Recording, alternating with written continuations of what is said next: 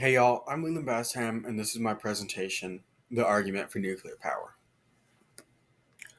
To start, and to start, we need to define what nuclear power is.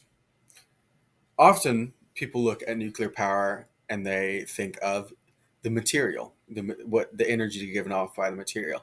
But in fact, at a nuclear power plant, what is happening is that the energy, the heat being given off by that material, is being used to, in simplified terms, produce steam, which is then used to spin a turbine. And that will be shown in this next slide. Now, you should be able to see where I'm pointing. Here is the reactor vessel, which holds the uranium fuel, which is typically uranium 235. In that are control rods, which, as the name suggests, are used to control the energy given off. That goes to the steam generators, which the steam travels through these pipes, leaving the containment building where the uranium fuel is contained. And that goes and spins this turbine, which goes to a generator, and the electricity travels to your house. The rest of the steam being given off isn't necessarily important to understand. So, why am I speaking about this and why should you listen? Well, to start, I chose the topic because since a young age, I've been interested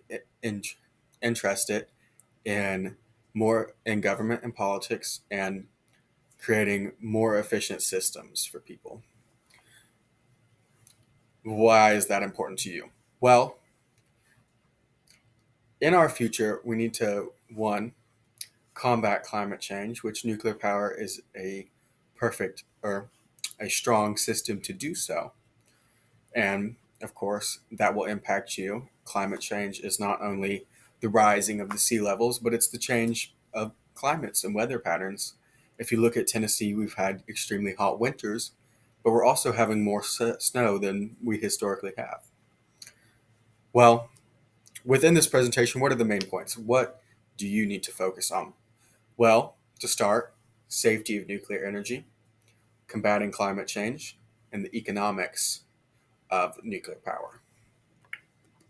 So, the main points. To start, how safe is nuclear energy? Well, we have 4 points. The first one, living near nuclear facilities.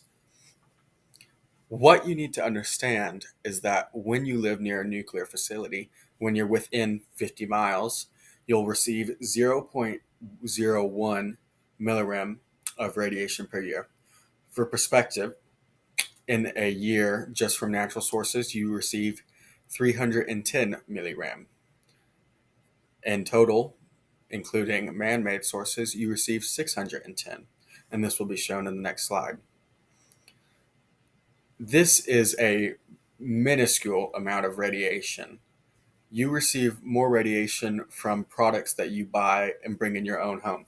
In fact, a good example, now not necessarily a common one, is people will often buy bracelets that are negative ion, which is a term that can be discussed, but is radiation, and that is supposed to be some sort of cure to an illness or and meant to help them in some way. Now that will cause you to receive more radiation than living near a nuclear plant. In fact, I could pick up something around me right now and you would probably receive more radiation from it. You'd receive more radiation from a banana than living near a nuclear facility. So, and we'll go to the next slide to see that. This is a chart from the NCRP report on this, and it shows where you'll receive radiation. Where do you receive it mostly from? You receive more radiation from soil than you do from living near a nuclear plant. Now, that slide presents that. So another big point is terrorist attacks. It's a big concern, and mostly what holds nuclear power back is these hypotheticals. Well, let's talk about terrorist attacks. Over 50 years, there have been 91 attacks, which sounds like a lot. Every 200 days, there's an attack. But that is very misleading. Now, these attacks tend to occur mostly in Eastern Europe. And the thing to emphasize with them is that very few have made it into an actual nuclear facility because they're defended. I mean, it's nuclear power. You'd want that protected. They have fail safes for these events, and none of the events have caused issues with the actual reactor. So when looking at these terrorist attacks and the next point of hypotheticals and meltdowns, it's important to understand that not only are these events extremely rare, which will be emphasized again in the next point, but they have very minimal, if any, impact on the actual nuclear facility. Um, Moving to meltdowns, which is another big concern if a plant is being built near you, is things like Chernobyl and Fukushima. Well, let's talk about Chernobyl. Chernobyl was caused by, first, bad Soviet engineering, bad maintaining of that engineering, and three, undertrained personnel. These are issues which have very rarely, if ever, affected an American nuclear facility. America has very strict rules about its facilities. Obviously, if something were to go wrong, it could affect a very large area, just as Chernobyl did. We have strong systems to ensure that this doesn't happen. There are many fail safes, and personnel are extremely well trained. Okay, well, what if it wasn't the facility? What if something happened? What if something hit it, like Fukushima? Well, in Fukushima, a tsunami hit the power plant, which caused it caused a loss of power to the reactors, and then they can continue with their fail safes they had. Well, that should not be used to justify holding back and investing in nuclear power. Fukushima, if you think about an American facility, where do we tend to get tsunamis? Well, we get tsunamis primarily in Hawaii, California, up and down the west coast there, and Alaska. Alaska usually getting the biggest of them. Well, why would you need to understand ways you can reduce the water? In California, I believe the last height of that tsunami in 2021, 2022 was about 3 feet. For that to travel inland to where a typical nuclear plant should be built would be pretty extraordinary. Now it might travel up the rivers. Well, that's when you design the land or point, position the nuclear plant in a way where water doesn't get to it. Put it on higher ground. Build around it to direct the water away. That shouldn't be used to say, well, the nuclear plant. Well, there is no, well, the nuclear plant. There's ways in which you can avoid such events. Now, if you think about Alaska and Hawaii, well, Alaska doesn't have many people and there's not much of demand for a nuclear facility. If you think about Hawaii, it's on islands. And then you might consider, well, okay, well, it's on islands, there's volcanoes, there's issues with tsunamis and storms and so on. Well, then that's when you consider, is this a place where you'd want a nuclear plant? And okay, well, Hawaii doesn't get one, but does that mean that North Carolina or Tennessee or New York shouldn't have one? No, those are entirely different areas. Okay, well, continue on. What if a nuclear facility was hit by a tsunami or tornado? Well, they are designed to handle those events. If you think back to the nuclear plant that was presented in a few slides ago, and around the actual fuel and the containment around the fuel is feet of concrete and metal that are designed to not only prevent radiation from getting out, but to resist such events. So, to use those examples to hold back nuclear energy is demonstrating an unwillingness already to consider nuclear plants and power. Now, what about, well, let's continue on to safety and further safety. What about U.S. naval vessels? Let's think about it.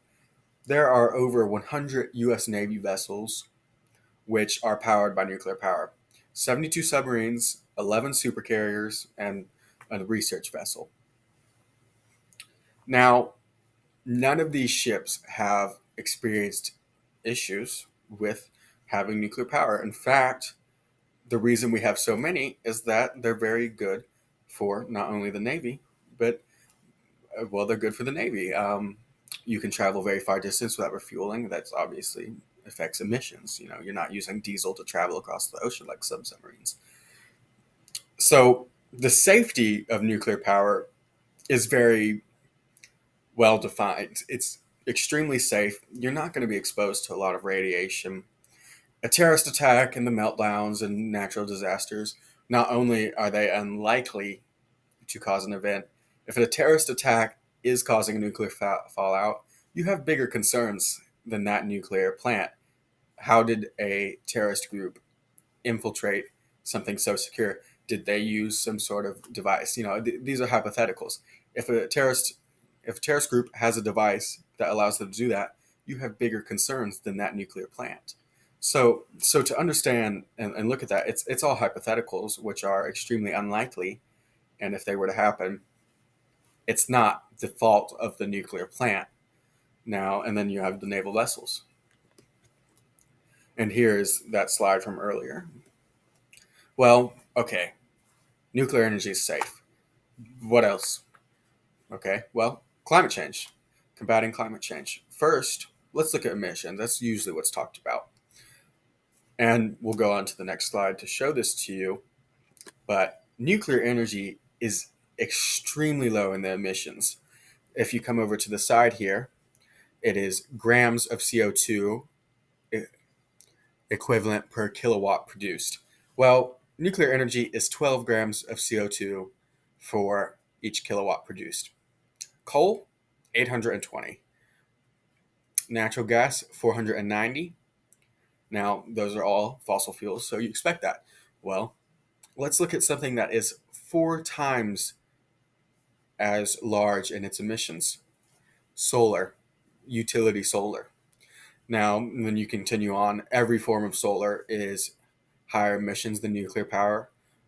Hydropower is double the emissions of nuclear power, and obviously that impacts water streams too because you're building there.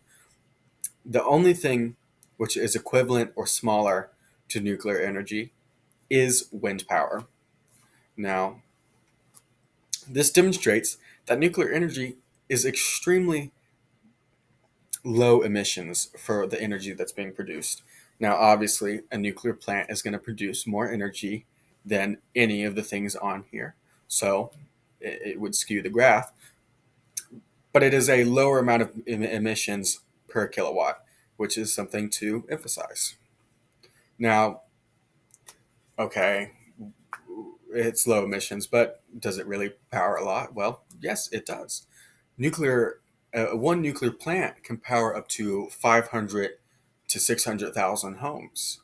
That's a lot of houses. To perspective, if we go on to the next slide again, the only thing that was equivalent in emissions was wind power, and that was wind offshore, and then onshore wind was lower by 1 gram. Now, it would take 692 wind turbines to power the amount of homes that a nuclear facility would power. If you want to talk about space, think about that. The only thing to an equivalent in emissions is the wind energy. Well, how much land does it take to build 692 turbines versus one plant? Nuclear facilities are relatively small. Well, let's continue on. How dense is the energy? Well, again, one nuclear facility, 500, 600,000 homes. But let's think about this. 1 kilogram of uranium 235 is equivalent to 14,100 kilograms of coal. Now, there's different types of coal, but that's nuanced. For perspective, that's a lot of pounds. It's around 31,000 pounds last I remember. That's a lot just looking at the 1 kilogram to how many kilograms, and it has the same amount of energy. That's pretty dense. Now, Okay, it powers a lot of homes, it's low emissions. Well, surely it's extremely expensive. It's not necessarily. If you think about the cost of, say, me, I'm paying my electric bill. Well, it's cheaper to have nuclear energy than it is to have coal. And natural gas combined. It's affordable for not only me, the individual, but in the long term, it's not only good for it's good for the environment too. If you think about the cost of climate change and it continues, it's a lot better to prevent it and to invest in these technologies. Moving on, the slide again. Now, okay, it's safe. It's good for combating climate change. Well, surely it does not do well for the economy. Well, you would be wrong to think that. How many jobs would you think that nuclear power is providing for? Well, in the U.S., last from the Department of Energy, 500,000 jobs, and the next slide will show that very well, and we'll go to that. In this graphic, you see that there is 100,000 direct jobs from nuclear facilities, each one having 400 to 700 workers, and those are direct jobs, the 100,000. But just to support that is 475,000 more jobs. That's a lot of people, and that's a lot of money going to those people. I mean, they have 36% higher average salaries than the local areas around them. That's a lot of money not only to those people, but also being put back in the economy through tax revenue. Um, Going back, employment compared with fossil fuel, and that is really the main competitor that we'd focus on, as renewable energies are more of a combined effort with nuclear power, and nuclear power is often viewed as the transition.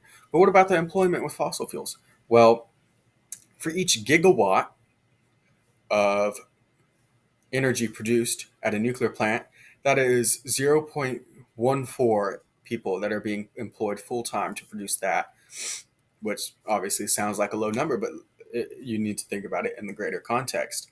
Fossil fuel is 0.11. That's coal and natural gas. And that looks like a small number. Well, that's not even one person. Well, how many gigawatts are produced? A lot of gigawatts. Those are real people that are being employed. If you think about nuclear power, it has its around 500,000 people employed. Well, think about fossil fuel. That could add up to, maybe 400 or 200,000 to 400,000. I mean, obviously that's a big gap, and that's not an exact number, but that's a lot less people.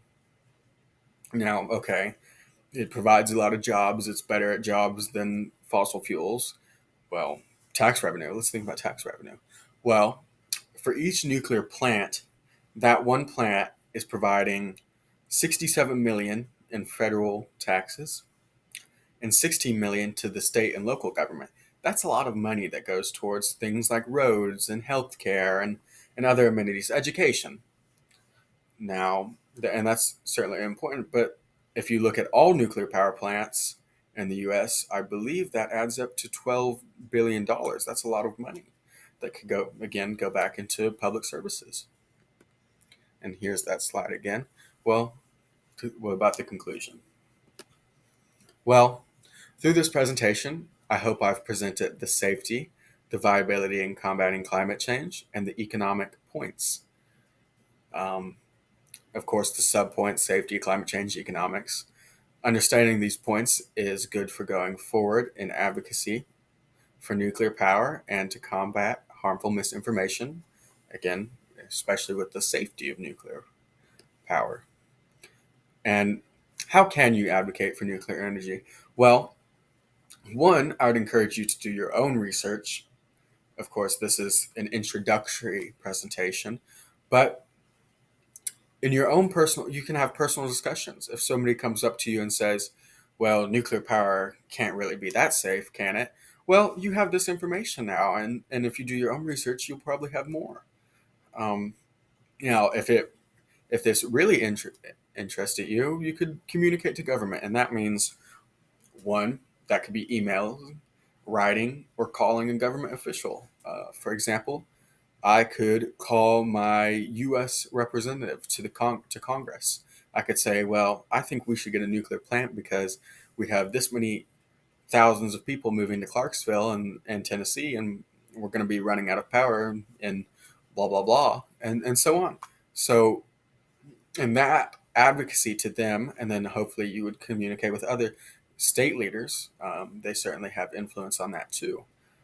Um, so, having heard this argument for increased nuclear power, I hope you'll go forward to form your own opinions and stand against misinformation relative to this topic and understand the vital role nuclear power plays in the US. And here are my sources.